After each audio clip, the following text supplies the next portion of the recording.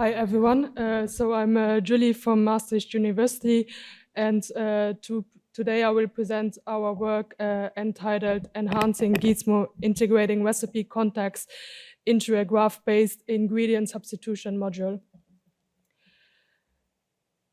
So just to give you a brief motivation behind our work and also at the problem at hand.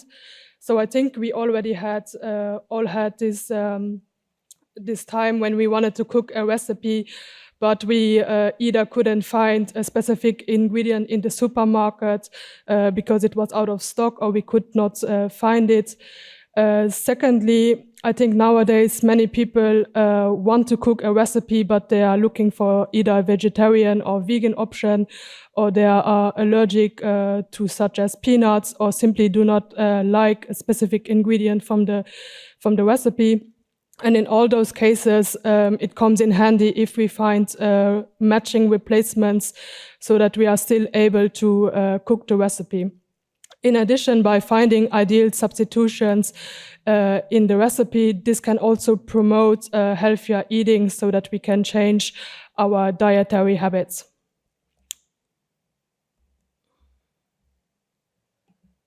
So as I said, by identifying ideal ingredient substitutions in recipe, we can improve recipe acceptance, influence dietary behavior, and also promote healthier eating.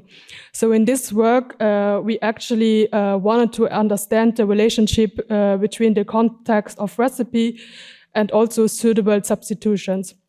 So what we did, we used a state-of-the-art graph neural network for ingredient substitutions that is called GISMo, so abbreviated graph-based ingredient substitution module.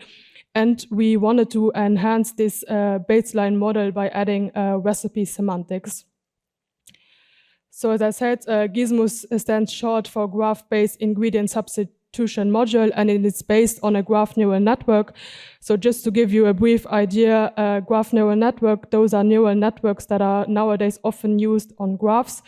And just to briefly explain, the idea behind is that for each node you create a sort of embedding, so a vector representation, and then you look at the local neighborhoods to aggregate all the embeddings together so that you can have a better understanding of this local neighborhood of your node. Then the function of GISMo is that it recommends ingredient substitution in recipes, but however, there's one limitation in GISMo, and this is that some recommendations really lack diversity. So we actually looked at all the results of GISMo, and one example is that it always recommended butter as a substitution for olive oil, no matter what the context of the recipe was. Another limitation is that the input graph of GISMo is a flavor graph, and flavor graph, one limitation is that the connections between two ingredients, they rather present complements than valid substitutions. And this comes from the fact that the ingredients are linked together by calculating the normalized pointwise mutual information.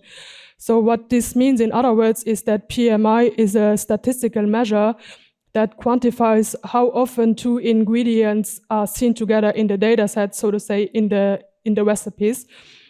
So just to give you an example, basil and tomato are often used together in a recipe. In that case, the PMI would be very high, but those are rather complements than substitutions.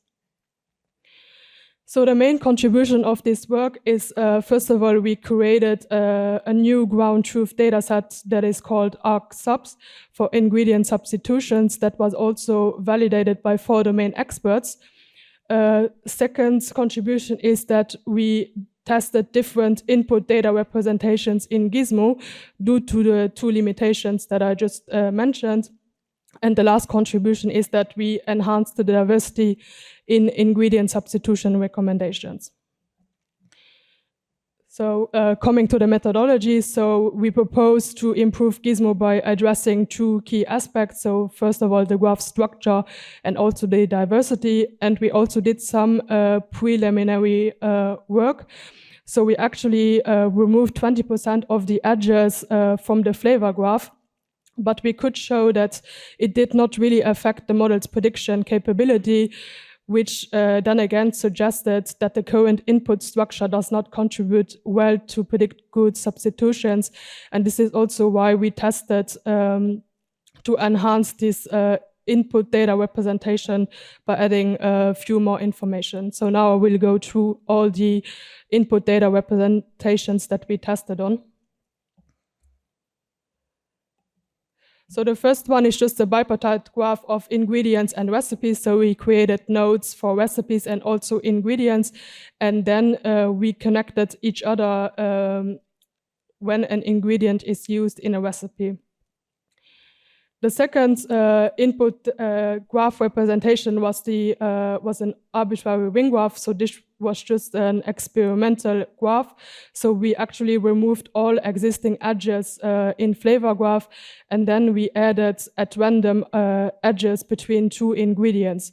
And by doing so, it can help us to evaluate the effect of arbitrary connections on the model's performance. So the third input data representation was similar to the first one, but here we added the cooking actions. So recipes are connected with cooking actions and ingredients based on their usage in the recipe, and ingredients and cooking actions are linked if they are involved in the same cooking step. Then the last data representation was a flow graph. So here we really wanted to represent all the dependencies that inherent in the cooking instructions, so that we could really illustrate the progression from raw ingredients to the final food product. So just to give you an example of how this differs from the representation from just before. So for instance, if you have an ingredient meat, then you have cooking actions such as to cook, to season.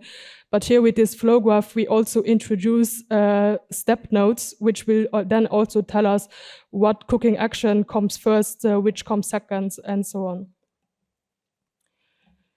So coming to the experiments, so we used two different benchmark data sets. The first one is recipe 1M subs.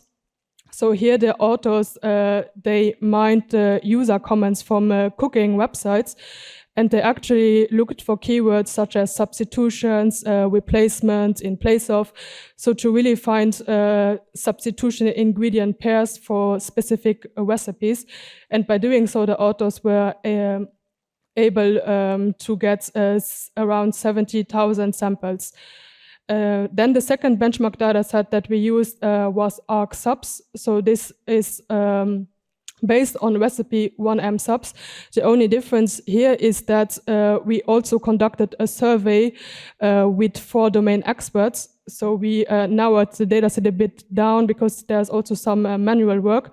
And then we created a survey with 7 questions, and we asked those 4 domain experts whether this is a valid substitution for this recipe. And by doing so, we got 656 samples, which were then validated by 4 domain experts, but they all conducted the survey independently. Then for the evaluation metrics, we used mean reciprocal rank and heats at K. So those 2 metrics are very common metrics that are used in knowledge graph completion, and it just gives you an idea what is the rank of the first relevant ingredient substitution that was found by the model. Then the second last metrics that we used are more related to calculate the diversity of the recommendation that the model did. So the first one is rank diversity. So in that case, we counted the distinct ingredient recommendations at rank 1 across all recipes. And for the second one, we counted the number of substitution sources that appear in more than 10 recipes. So this should just avoid that always the same substitution ingredient is recommended in all recipes. And here, the lower the value, the better. So looking at the results, so we have, first of all, the GISMo model, which is the baseline model, then the bipartite graph between recipes and ingredients, then the arbitrary ring graph, and then also the bipartite graph with cooking actions, and as metrics, mean reciprocal rank and heat set K, and the two diversity metrics. So here what we could find out is that that the bipartite graph with cooking action nodes really demonstrate higher performances among all the models with a mean reciprocal rank of 31.6 and also surpassing the baseline model in all heat set K values. And also what we can see here is that the bipartite graph with action nodes not only resulted in good predictions, but it also achieved the highest rank diversity, which then indicated to us that by incorporating recipe context with ingredient and action nodes, this can actually improve the baseline model. Then conducting the same experiments with our own benchmark datasets, we could actually found similar results. So here also the bipartite graph with the cooking action nodes outperformed the other models by achieving a higher mean reciprocal rank and also heats at K values. So just to come to the bit of the discussion, so as I said, the results indicated that various input data representations can improve the GISMo's performance, and we actually could find out that with the bipartite graph, by adding cooking actions, we can find promising results and also increase the diversity of ingredient recommendations. So just to give you an example, as I also said in the beginning, the GISMo model consistently recommended butter as the top substitution for olive oil, no matter what the context of the recipe was, while the enhanced bipartite suggested 4 distinct alternatives such as butter, applesauce, canola oil, and sesame oil. And as I mentioned before, nowadays many people have more of constraints, so when they want a vegan option, butter is not suitable, but with an enhanced diversity, it's easier to find then a recommendation for everyone.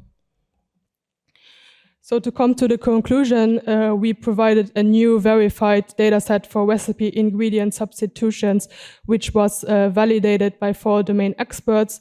We increased the diversity of recommendations, and we also compared how different data representations affect the model performance. So thank you for your attention. Yeah, very nice talk. I thought when listening to your presentation, there are many situations where you would like to achieve a similar result and you're looking for different or new ways to do it. Maybe we have to change the way how we produce products to be more sustainable or whatever. Did you ever think of other areas of applications that could benefit from this approach? I once looked into food safety, but this is a whole different area then. Do you use it in in your daily life? This? Now already? Not yet. Okay, thank you.